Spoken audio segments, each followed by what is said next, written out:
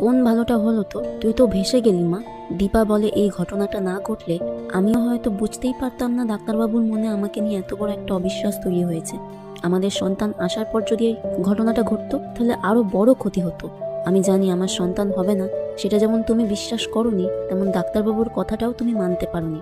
কিন্তু তুমি যদি একটা বার আমাকে বলতে তাহলে এই দিনটা আর আসতো না। অজয়বাবু বলে, চল না বাড়ি চল।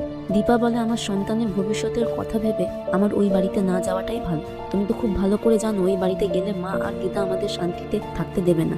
বলে সে হাঁটতে হাঁটতে সামনের দিকে এগিয়ে যায়। মিশকা কবিরকে ফোন করে দীপার বাড়ি থেকে বেরিয়ে যাওয়ার ঘটনা বলে দেয়।